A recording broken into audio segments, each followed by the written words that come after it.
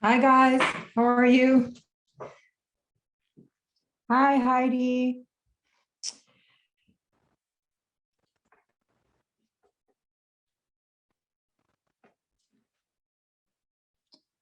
How are you? So we're going to start with today's live. Thank you for joining us, everyone. And I'm going to wait for a little bit more people to join in. So I'm kind of getting the hang of this now. All right.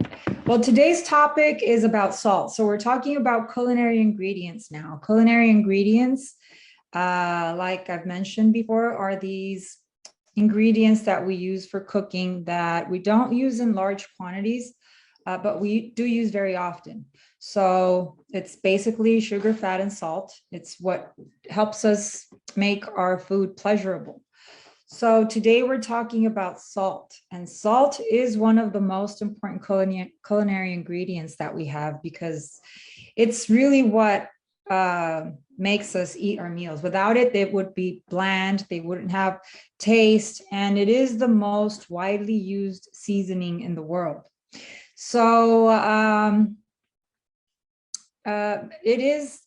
there's a lot of controversy around salt because a lot of people, I mean, we know that excess salt in our diet can cause certain diseases and they're unfavorable health consequences. But our main source of salt that comes, or the main reason why there is excess salt in our diet is because of ultra processed products.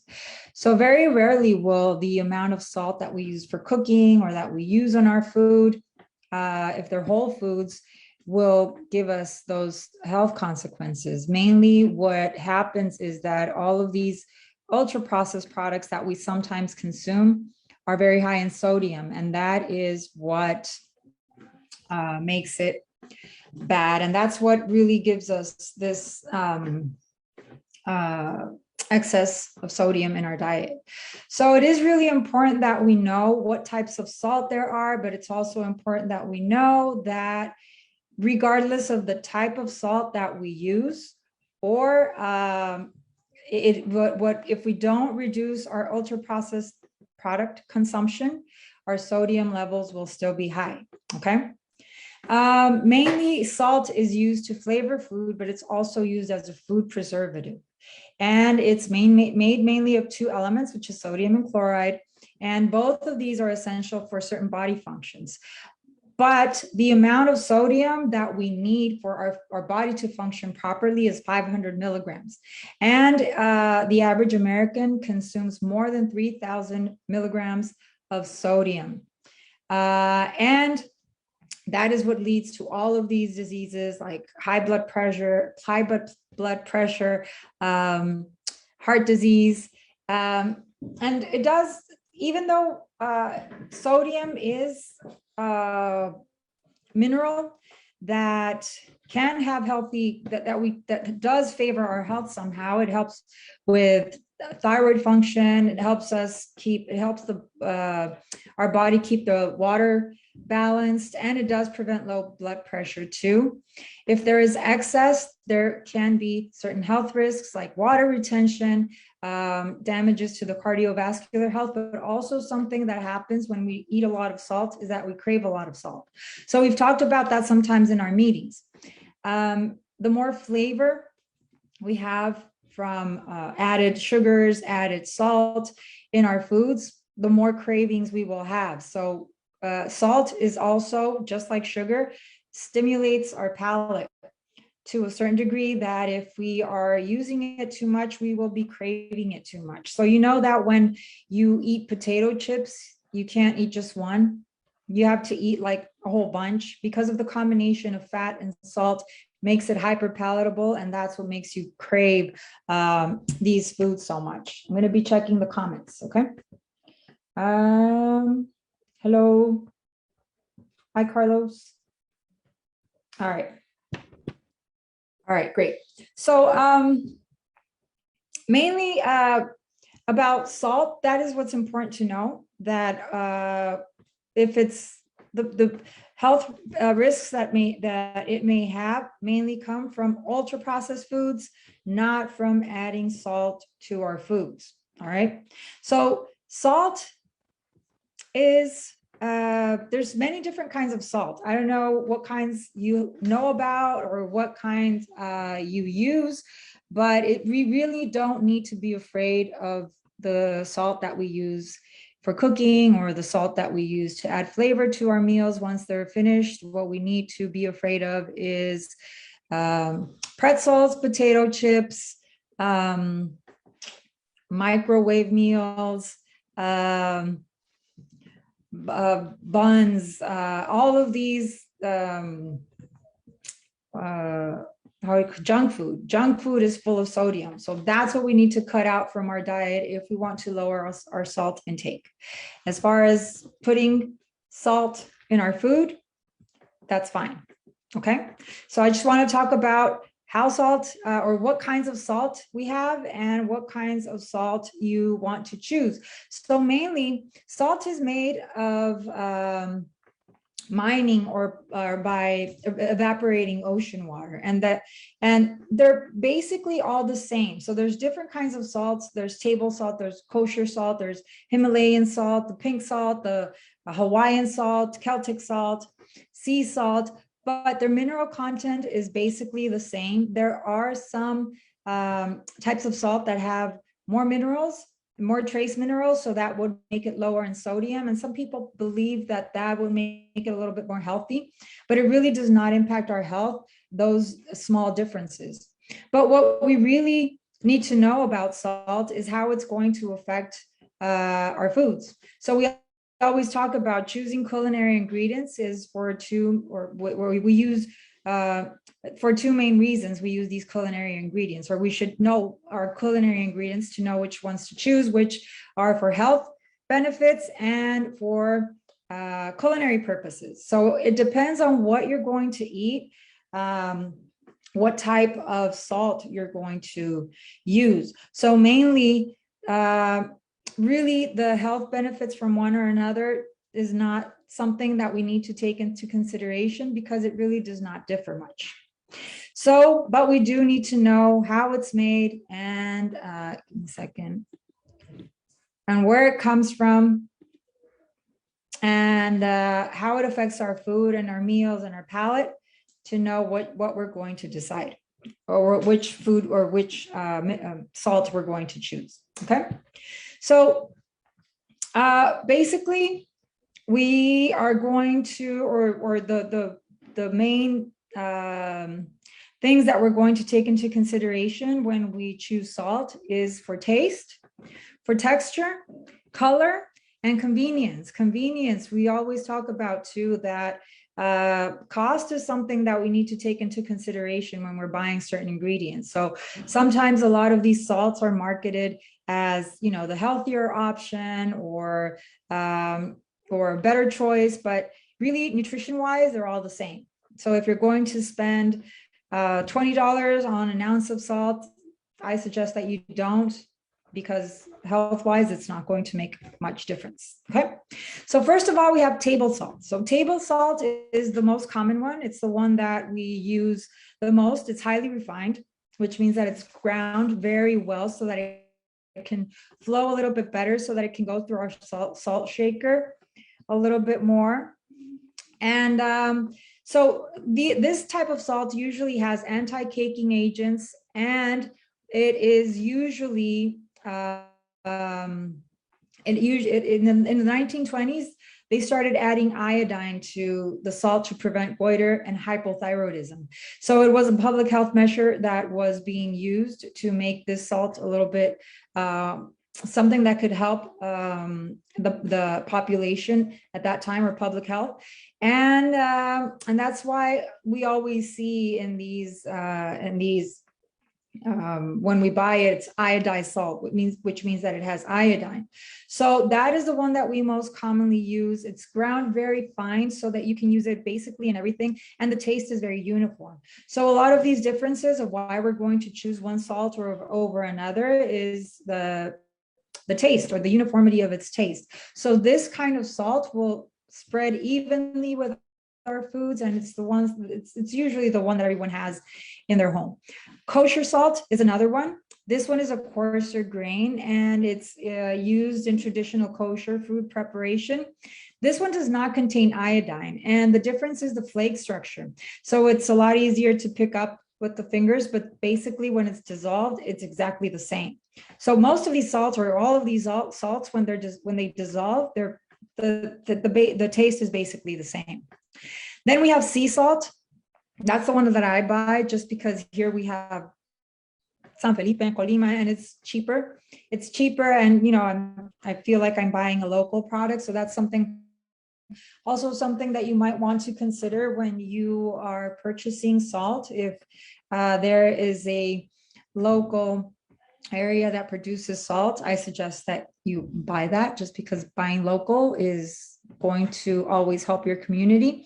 So this sea salt is produced by evaporating seawater. It does contain small amounts of minerals like potassium and zinc and iron, and that depends on where it was harvested.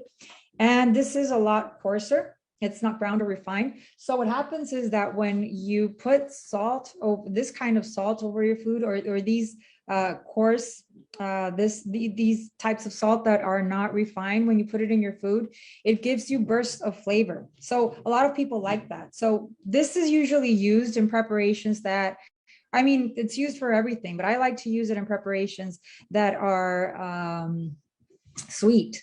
So that gives you also that burst of salty flavor, instead of having a more uniform distribution. Okay, so again, it all depends on your taste, what kind of salt you're going to use. And then we have Himalayan pink salt.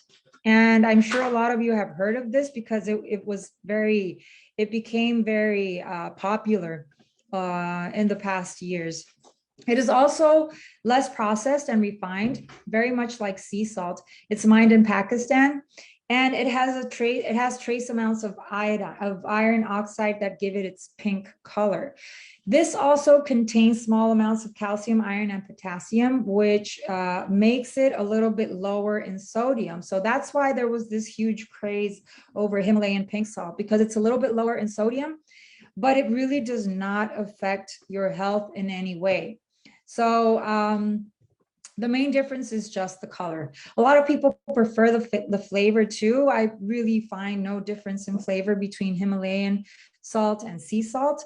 But if you like it, go ahead. It is a little bit more expensive. It's mined in Pakistan. So to me, it's really important to buy local. I don't prefer that kind of salt, but whatever you like. So basically that's it about Himalayan salt. And then there's Celtic salt. This is also, it's called gray salt. It's a little bit more moist. It's also a little bit lower in sodium, like the Himalayan pink salt. But really there is no big difference nutrition-wise. So really the main differences between the different types of salt is the trace minerals and the impurities that can affect the color and the taste. the size of the grain affects the uniformity and flavor. But really, when you dissolve it, it's pretty much the same. So, and as far as health benefits of one over another, there really is none. All right, San Juana, hello, I'm reading your comments. Hi, Stace, Brandy. And let me see, Summer, hi. All right. Okay, so these are the different kinds of salts that we have. And it's really important that we're not afraid of salt, that we do not have this idea, because I know it's very common that we want to blame table salt and we want to blame the salt that we use when we cook for these health problems or these public health problems that we have in terms of heart disease, but it's really more because of the ultra processed products that we consume. Most of the excess salt comes from these foods and not from the added salt in our food. Hey, Jess. All right, so that's pretty much all there is I have to say about salt. So in our next class, which is going to be on Monday, we're going to talk about food additives. So food additives are also those additives or industrialized ingredients that give pleasure to or that give us that, or that stimulate our senses. So it's all the colorings. So, it's visually, there's more uniformity in the color of our foods or of these products when certain added colorings are used. Also, colors, additives in flavor, additives that change the texture, additives that change their longevity, their shelf life. So there's a lot of reasons why industrialized ingredients are used in these products. So there's a very big difference in our health when we consume whole foods and when we consume ultra processed products. So I do want to go over that in our next class, which is going to be on Thursday. I don't know if anybody has anything to comment or any questions or something that they want to add or want to know about what types of salt are used in their foods. No?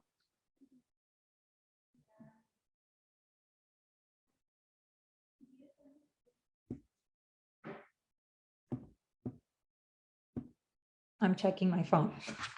All right, guys. Well, if you don't have any more questions, if they don't have any more comments, thank you for the hearts. Thank you for the likes. I hope you can log on next Monday. On Monday, we'll be talking about food additives. And also, you've seen, I get these questions a lot about I don't have any, I really don't consume them, about the stamps. I don't know if you've when you come to Tijuana and when you buy certain beverages and certain junk food, it has, or lots of foods, they have these circles. They're not circles, it's these geometric shapes that are black, and they say excess sodium, they say excess sugar, excess calories, it contains sweeteners, it's not good for children. So this is a law that was passed just in December, just last December, that all of these foods need to have these stamps. All of these foods that have added sodium and that are high in sodium, they need to have those warnings in the foods. So that is a wonderful measure that we have been taking here in Mexico that will help us reduce all the consumption of all of these foods that are not really foods, that they're products, and maybe help us switch to a more whole food diet, which is actually what I promote here. San Juana, doctora, me dio mucho gusto conocerla. A mí también. Thank you. So we'll be talking about that too. And hopefully I'm having a guest next Thursday that is going to explain to us what these stamps are about, what these little black warning signals are about. So hopefully you'll be able to watch too. All right, guys. Well, this was a short class, just half an hour, but I hope it was helpful. I hope it also helps you understand and the different kinds of salt that we have, and also understand that it's not the salt that we put in our food. It mainly comes from our ultra processed products, which we will be talking about, and we will see which ones that we have to avoid. All right. So thank you guys for watching. I'll see you next Monday then. Take care. Bye.